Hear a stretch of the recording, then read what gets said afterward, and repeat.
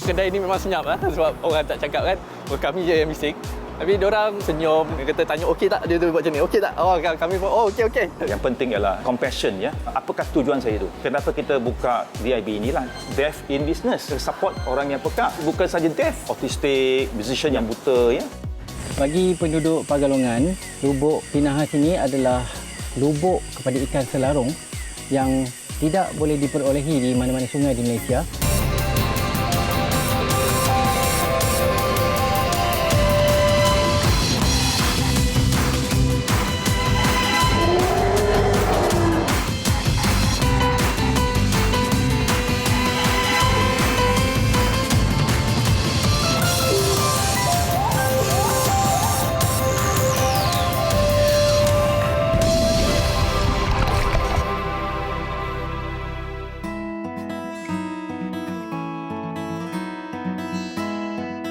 Damansara Perdana, Petaling Jaya, Selangor. Tampak normal pada zahirnya, namun sebaik melangkah masuk ke restoran ini, pelanggan bakal menemukan satu suasana baharu. Kesemua kaki tangan restoran berkomunikasi tanpa suara, hanya bahasa isyarat menjadi penyampai hasrat. Ya, 95% pekerja di sini adalah orang kurang upaya pendengaran. Okey, hari sudah get ready ya. Ready to give. Okay. DIB Cafe atau Deaf in Business Cafe diilhamkan Dr. Alan Teh 10 tahun lalu bagi membantu golongan istimewa seperti mereka.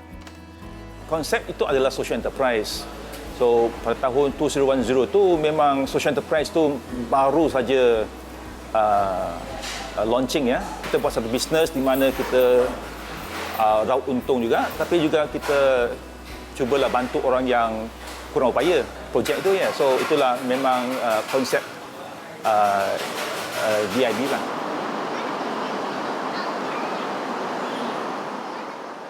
Pada tahun 1985, Alan, 60 tahun, diamanahkan melatih kaki tangan golongan masalah pendengaran di sebuah restoran makanan segera di ibu kota. Pengalaman selaku pengurus di sana menjadi teladan dalam mengendalikan restoran makanan barat miliknya kini.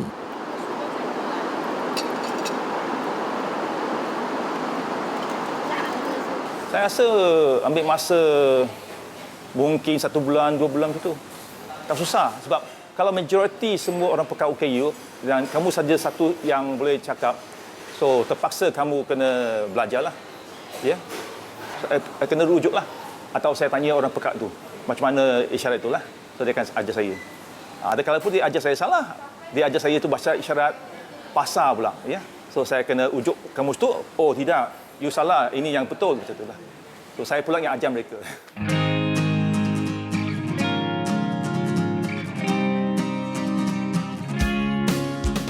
Pagi ni saya kena ajar mereka. So kalau dia lupa, kita ajar lagi. Dia lupa, kita ajar lagi. Macam itulah, kena carry on. Kita remind selalu. Tapi yang penting ialah you kena show leadership by example. Supaya mereka boleh tengok saya buat dulu. Lepas tu dia kan tengok, okey sekarang you buat. Macam itulah. So they learn by following. Macam tu. So tema hari ini untuk Sabtu ini adalah baju pakaian superhero. Saya pula ni Spiderman. Ini Batman. Ini siapa? Ini Captain America. Ada belakang tengoklah, adalah Superman semua ya. So tema kita ni adalah superhero. Kita ni buat tema ni sebab kita nak bagi motivasi sikitlah kepada staff-staff semua itu bahawa kamu tu bukan OKU, bukan orang kurang upaya. Kamu adalah orang kuat upaya. Mana kamu adalah superhero. So bolehlah bekerja ya macam orang biasa. So dipanggil orang kuat upaya. OKU ya, betul tak? So, okey.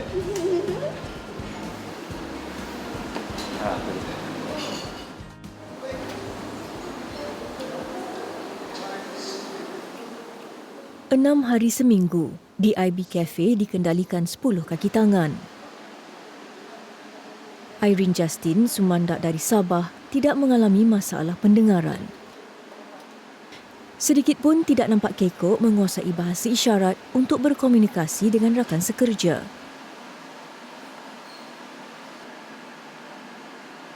Selaku penyelia, wanita ini memainkan peranan penting memantau dan mengajar petugas restoran.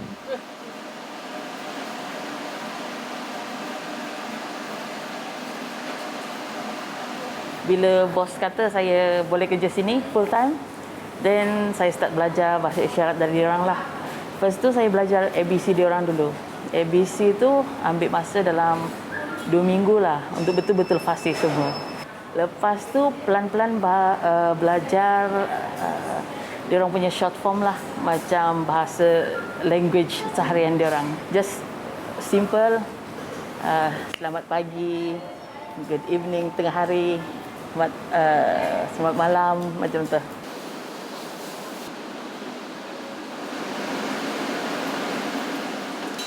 Meski mencabar, namun kemahiran berbahasa isyarat membolehkan setiap maklumat disampai dengan tepat sekaligus melancarkan operasi restoran.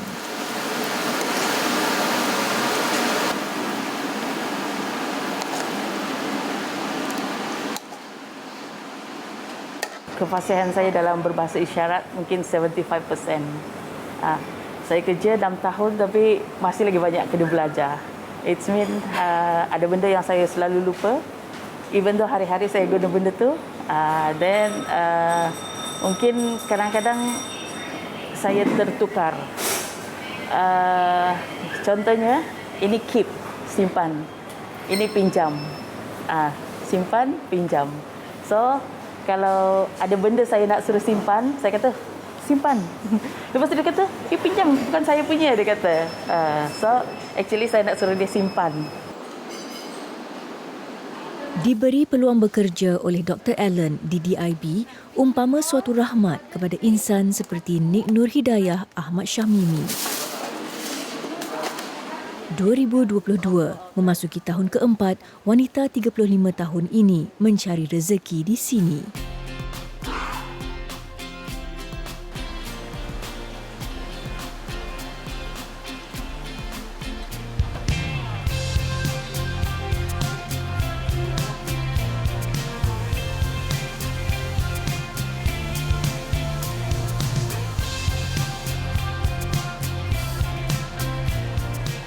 Memanglah kalau you nak ambil pekerja orang pekat OKU sebagai pekerja itu memang ada challenge dia.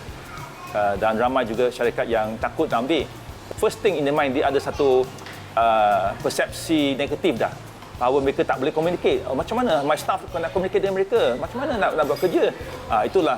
So itu satu halangan saya rasa lah. Tapi of course dengan projek kita ni kita dah cuba dah 10 tahun, bermakna memang boleh. So saya rasa tak payah risau sebab ramai juga orang yang pekat OKU tu memang yang tengah cari kerja. Saya dapat banyak mesej dengan handphone tu di mana keluarga mereka mesej saya, adik saya, anak saya semua nak kerja, susah nak cari kerja, orang tak nak ambil mereka ya. Kalau mereka boleh perform even 80% pun okey juga. Tapi kena latih mereka baik-baik, slowly kena latih mereka. Kalau Ika ada settle masalah. Meskipun pada awalnya Nik Hidayah dan rakan-rakan kurang berkeyakinan berhadapan dengan pelanggan, dorongan serta sokongan masyarakat kembali membangkitkan semangat mereka. Memang niatlah nak tolong basically something new untuk kami juga lah. So bila kami datang ni dia memang baguslah, ada signal-signal lah dekat depan tu bagi tahu good morning. Lepas tu bila masuk dalam ni pun diorang very macam mana? Membantulah kami. Boleh tunjuk-tunjuk menu lah untuk kami ni yang tak ada pengalaman untuk bahasa komunikasi ni kan. Tapi overall memang it's a good experience and I would recommend lah untuk everybody yang ada interest untuk help each other for this lah. Cuma kedai ni memang senyap lah sebab orang tak cakap kan, kami je yang bising. Tapi diorang senyum, diorang basically dia main dengan gesture lah, gesture yang kita tahu kan. Kita tanya okey tak dia buat macam ni, okey tak? Kami pun okey. Ajak order begini lah. Okey. Lebih kurang macam tu lah.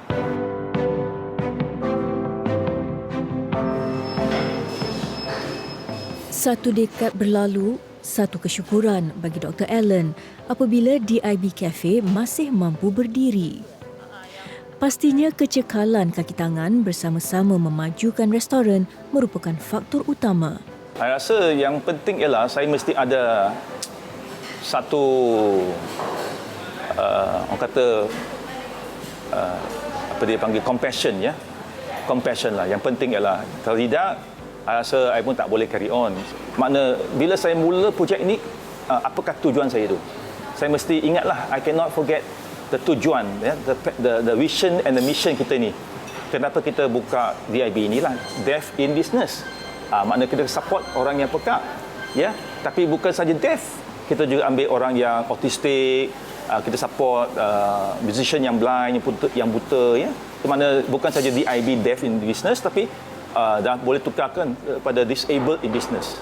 Mana kita supportlah orang yang autistik.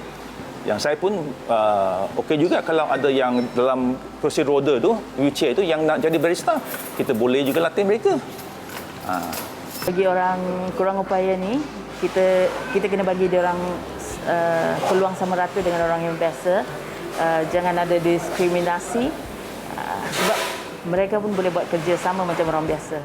Social enterprising atau perniagaan berorientasikan sosial seperti DIB membuka ruang bagi golongan kurang upaya untuk turut menyumbang kepada sektor ekonomi. Usah dilihat pada kekurangan fizikal, biarlah keupayaan mereka menjadi bukti. Yang berat sama dipikul, yang ringan sama dijinjing. Demikian nikmat dan ujian dari Tuhan sama dikongsi.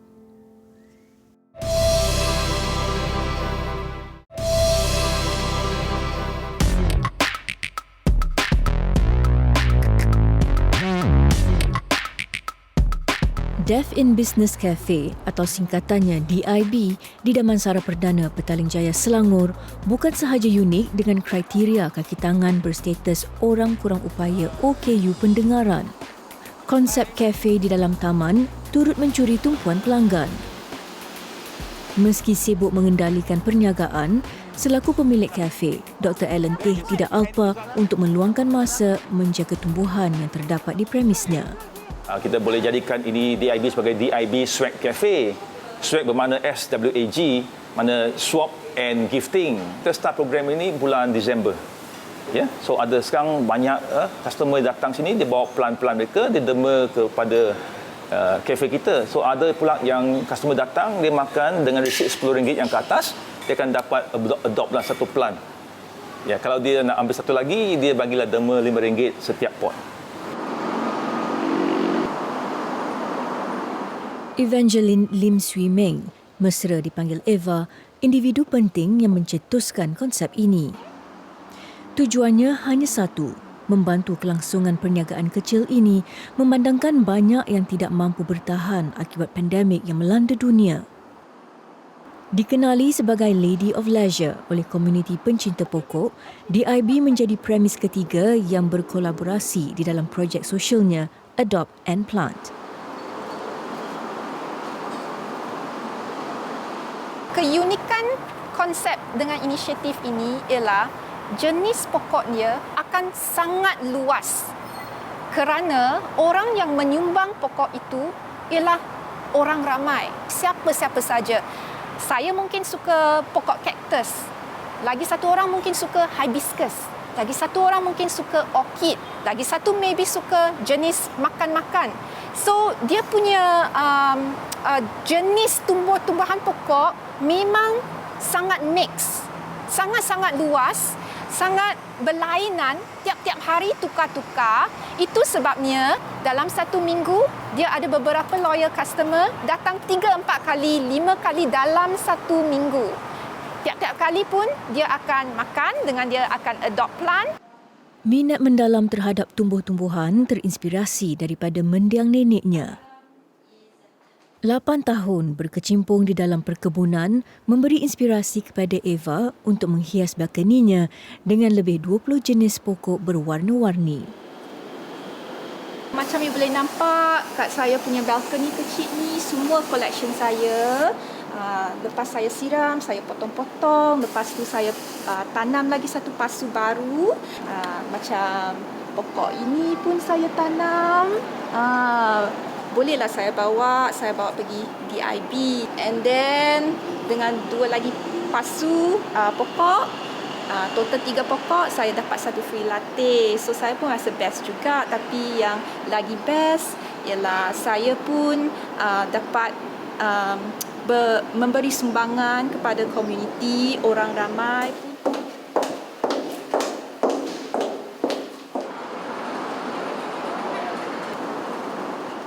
Setiap pelanggan yang hadir di DIB membawa sumbangan pokok perlu melabelkan jenis tanaman sebelum disusun pada rak khas. Kervin Ho, pelanggan tetap di sini. Keterujaannya semakin menyerlah sejak kewujudan taman di kafe ini Disember lalu. This is, I think, satu hobi yang quite relax. Kalau saya letak pokok air dekat sini, and then dalam hari yang sama ada orang ambil, memang happy gila sebab kita tahu pokok tu akan dekat tangan yang orang yang akan jaga. When you spend makan kat sini, you can adopt one, you can boleh bawa satu plant home for free. So I said, okay, I'll take this one. So dah dapat makan, dah happy, and then dapat adopt plant lagi. Okay. And then tempat ni banyak pokok, it feels so fresh, and then so menyegarkan, rasa sangat segar bila datang sini.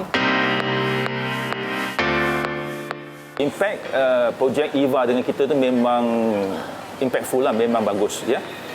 Dari segi peningkatan bisnes kita di DIB ni memang. Saya nampak kita punya sales, I baru baca analisnya kita punya data tu. Dari segi Disember tu, kalau compare dengan November, dari segi makanan western 2 kali ganda meningkat ya. Dari segi minuman pula times 3 kali ganda. Tatkala hampir semua perniagaan terjejas dengan COVID-19, DIB juga antara yang terkesan. Hampir lemas, namun Dr. Allen, bapa kepada 2 cahaya mata, berjaya mengelakkan restoran yang menjadi harapan kaki tangan OKU-nya terus tenggelam dengan kewujudan projek hijau berkenaan. Meski terpaksa mengeluarkan ribuan modal sendiri, kebajikan kaki tangan tetap terjaga. Dengan social media, dengan Facebook, Instagram kita tu, then bisnes kita dah meningkat lah. Dari segi take away. So bila mereka sudah balik kerja dekat sini, because sini kita bergantung kepada pekerja office tau. Sebab tempat ni susah nak cari, ya tak? Bukan terlalu open lah ya. So that's why lah dengan social media tu ramai datang. Sekarang dine in pula dah meningkat. So that's how kita survive lah COVID-19 tu. Tapi masa tu memang mencabar, memang challenging. Di mana kita kena ambil wang sendiri untuk cover lah, untuk gaji mereka. At least lah ada gaji pokok ya. Dan kita teruskan bayar gaji pokok, terus bayar EPF, bayar SOSO. Selain pokok bunga, Dr. Allen turut menyelami hobi baharu, bercucuk tanam. Cubaan melakukan hidroponik terlintas di fikiran ketika Perintah Kawalan Pergerakan yang tidak membenarkan pelanggan makan di dalam premis.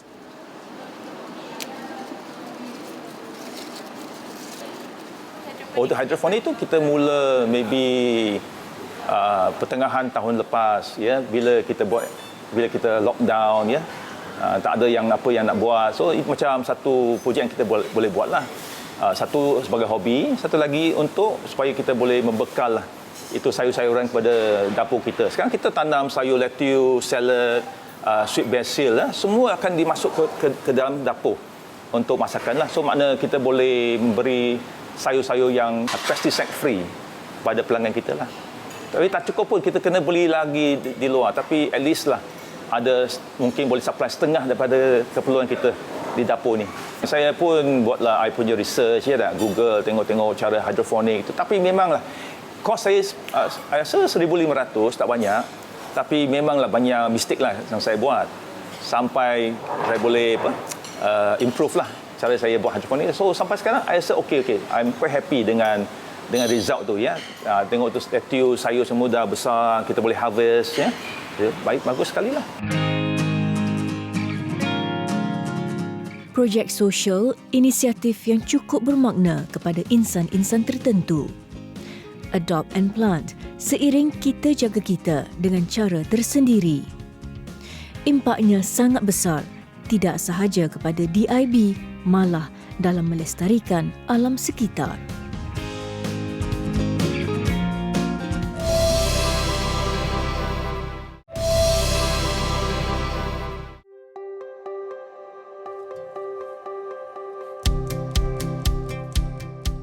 Mereka sinonim dengan rutin harian di sini.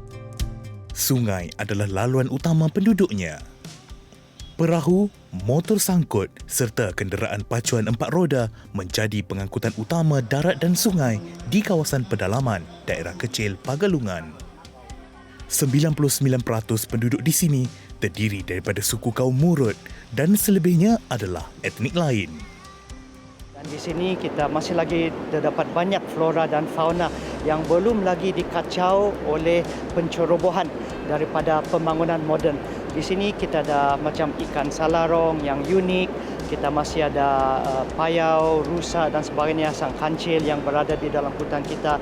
Dan saya harap melalui pembangunan yang seimbang dan juga bertanggungjawab, kita inginkan pembangunan infrastruktur yang moden, tetapi pada masa yang sama kita kena kekalkan keunikan alam sekitar kita. Saya kira ini sebagai khazanah kita di sini dan menjadi tanggungjawab kita untuk memelihara apa yang Tuhan telah memberi kepada kita. Terletak 25 km dari sempadan Indonesia, replika ikan istimewa menjadi mercu tanda pejabat daerah kecil Pagalungan. Jadi antara niat saya, antara perancangan saya adalah juga untuk membangunkan kawasan-kawasan pelancongan ini untuk membawa lebih banyak kegiatan ekonomi kepada penduduk di kawasan Pensiangan. Mereka boleh datang, tinggal di homestay, pergi memancing ikan, naik bot, tinggal di rumah panjang dan sebagainya. Banyak lagi kita punya potensi di sini yang belum lagi diguna pakai sepenuhnya.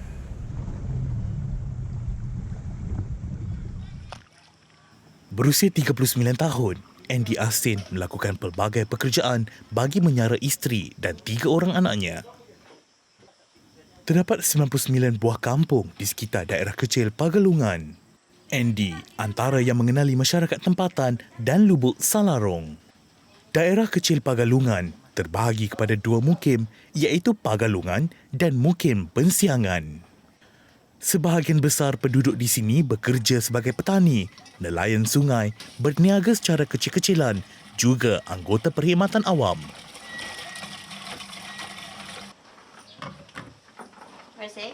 Agak terpinggir daripada kesibukan dunia luar, daerah kecil Pagalungan terletak di bahagian pedalaman negeri Sabah, kira-kira 98 km dari Pekanbaruan.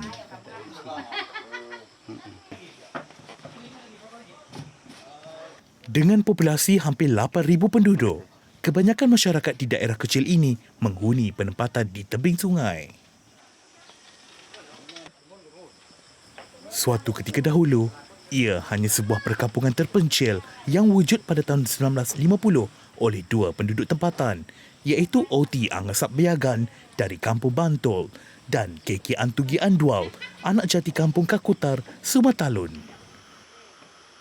Nama Pagalungan diilham berdasarkan pertemuan kuala Sungai Logongon dengan kuala Sungai Tagol yang disebut Pahalungan dalam bahasa Murut.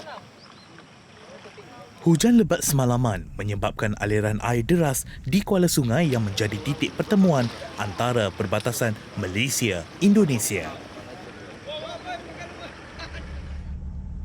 Berjarak hampir 2 km dari tebing pekan Pagalungan, lubuk ikan Salarong terletak tidak berapa jauh dari sini. Namun, misi pagi ini tergendala oleh air besar.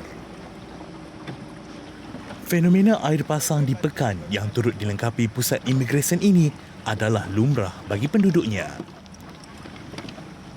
Dikala air semakin surut, hasrat untuk berkunjung ke lokasi ikan Salarong diteruskan pada lewat petang. Harapan kami agar berjaya membawa hasil tangkapan satu-satunya spesies ikan yang dikatakan hanya terdapat di Sabah. Kalau kita memancing kan kadang-kadang ada, kadang-kadang tidak. Ya kalau macam tidak kerja di rumah menggunakan mancing. Ya, tapi kadang-kadang tidak dapat.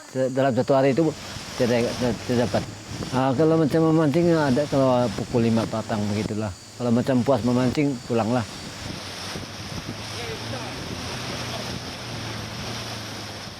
Sungai Tagol dan Logongon sering menjadi lokasi nelayan berusia 61 tahun ini menjala Salarong. Kalau ikan Salarong itu gunakan rambat. Yang tadi dia guna itu. Iya, merambat. Kalau sungai kecil lah. Kalau masalah sekarang air sungai besar, jarang dapat. Kalau dia macam ini, kalau dia bertelur masa dia kecil, itu air kecil. Ya, tapi kalau masa sekarang begini air tiada. Amat sinonim dengan masyarakat di sini. Salarung menjadi aset penting bagi mereka, termasuk bapa kepada 7 orang anak ini. Ikan salarung ini di sini lubuk tempat dia bertelur. Kalau air kecil lah, kadang-kadang dia ada, kadang-kadang dia tiada lah. Mengikut dalam keadaan sungai. Tidak ikut bulan dia, asal dia mau pergi. Kadang-kadang awal bulan, tengah bulan pun. Sukar ditemui, apatah lagi untuk diperolehi. Salarung antara sandaran bagi mencana pendapatan penduduk di sini. Bagi penduduk Pagalongan, lubuk Tinahas ini adalah lubuk kepada ikan selarung yang tidak boleh diperolehi di mana-mana sungai di Malaysia. Dan ikan selarung ini adalah sumber ekonomi utama bagi penduduk di sekitar kawasan Pagalongan ini sejak berkurun lamanya.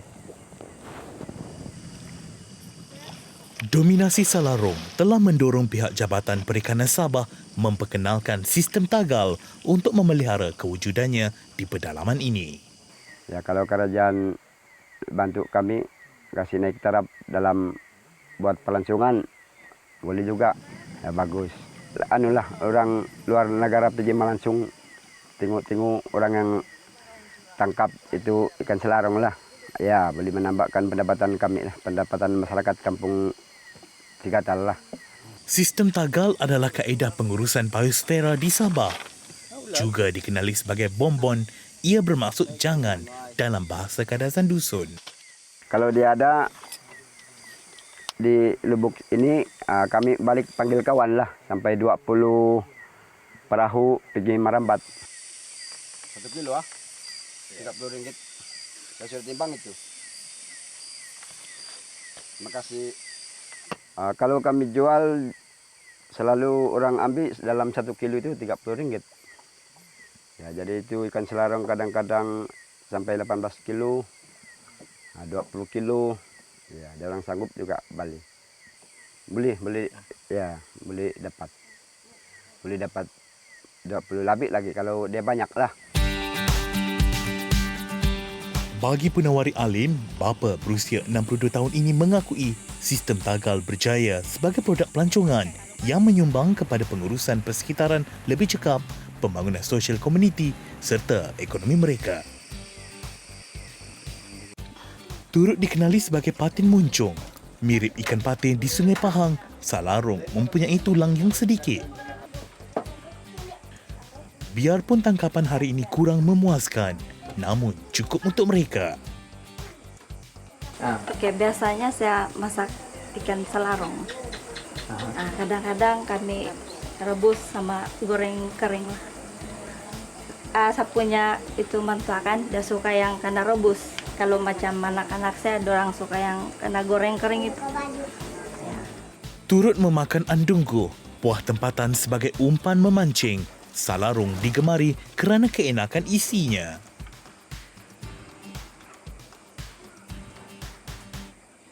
Dulu saya memang tidak tahu masak sup ikan selarung lah, tapi setelah saya kawin, saya nampak mentua saya masak ikan selarung, saya pun ikut juga lah macam mana cara dia masak. Bukan sahaja terkenal dengan pelbagai khazanah seni, suku kaum Murut juga kreatif dalam masakan. Ya, masakan dia pun istimewa lah. Yang macam kalau yang selalu mau masakan banyak jenis-jenis cara mau masak itu ikan selarung. Kadang-kadang kita masak sup, boleh masak kicap, boleh masak kari, itu ikan selarung. Terbentuk daripada gabungan anak-anak Sungai Pagalungan dan Tahol di Pensiangan yang alirannya menuju ke Kalimantan Timur, mereka menangkap salarung bagi sumber pendapatan maupun makanan sendiri.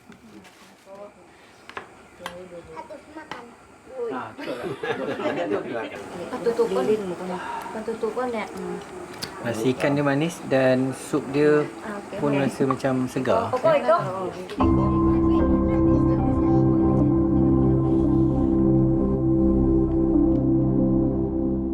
Sabah terdiri daripada himpunan pelbagai suku kaum.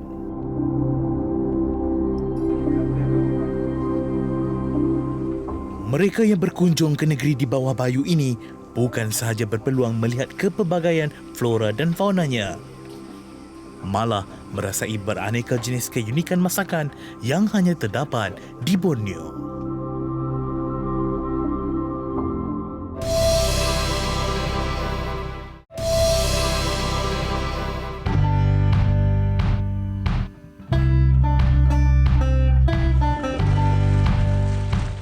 Melaka. Sewaktu pemerintahan Parameswara, ia dijadikan pusat perdagangan entrepot yang melibatkan pedagang dari luar negara berlabuh di sini.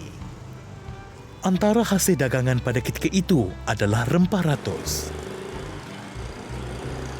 Walaupun kini aktiviti bertaraf antarabangsa berkenaan sudah tidak aktif, bauan rempah masih segar di bandaraya bersejarah ini dan menjadi sumber pendapatan utama terutama kaum India di Jalan Kubu. Tidak kira apa sahaja jenis perayaan masyarakat India, pelbagai sajian tradisi yang berasaskan rempah ratus pasti akan disediakan. Ini kerana ia rencah utama dalam masakan mereka, malah juga digunakan untuk perubatan tradisional. Bawang putih ada kilo, bersut ada kilo, bawang besar 100 kilo. Nanti hari itu umur jama. Ramalingam Arjunan, 53 tahun, individu yang cukup mahir dalam pemprosesan rempah. Insan ini meneruskan perniagaan keluarga yang telah diusahakan secara turun-temurun hampir 100 tahun lalu.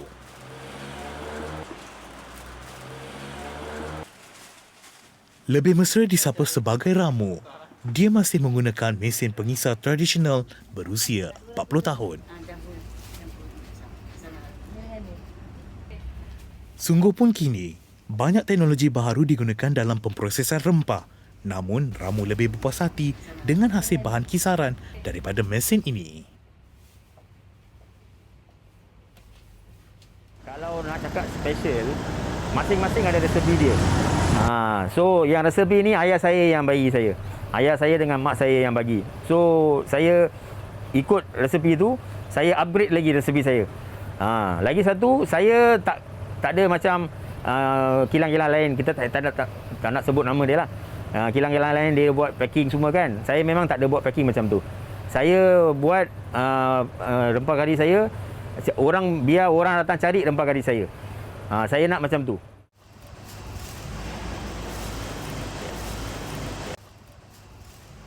Ramu dibantu adiknya, Tiruselvam Arjunan, 50 tahun, yang begitu mahir dalam menyelenggara mesin pengisar berkenaan.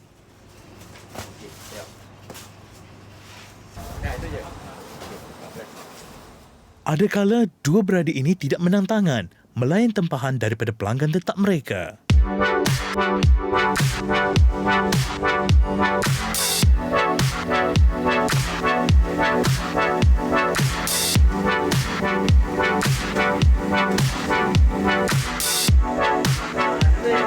Masalah tu dia orang ni kilo.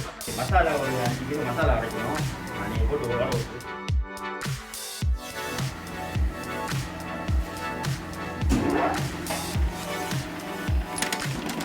Menurut Ramu, mesin seperti ini semakin sukar untuk didapati. Berkemungkinan juga sudah tiada lagi di pasaran.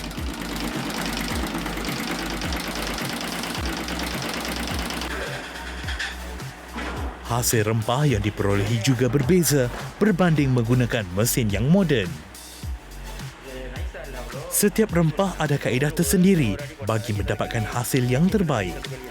Contohnya seperti jintan manis yang perlu dikisar sebanyak 3 kali bagi mendapatkan tekstur yang halus.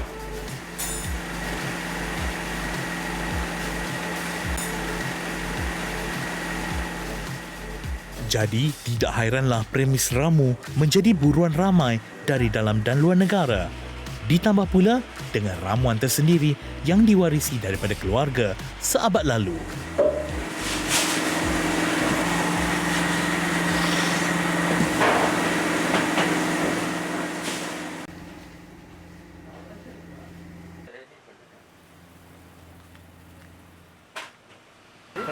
daripada Australia semua ada. Dia yang datang tapi kita tak ada hantar. Dia datang daripada sana, dia cari rempah gadis saya, dia bawa balik. Daripada UK pun ada, daripada Australia ada. Tapi pasal PKP 2 tahun ni tak ada lah yang customer tu tak datang.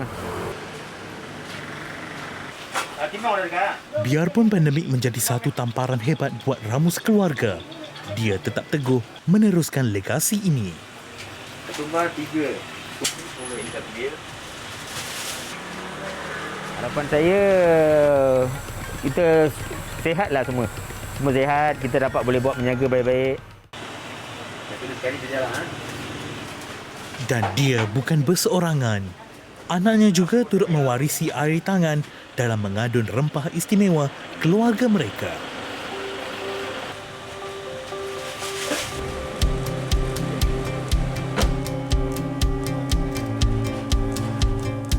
Semoga warisan ini dapat terus dipertahankan oleh generasi pada masa akan datang dan tidak pupus ditelan zaman.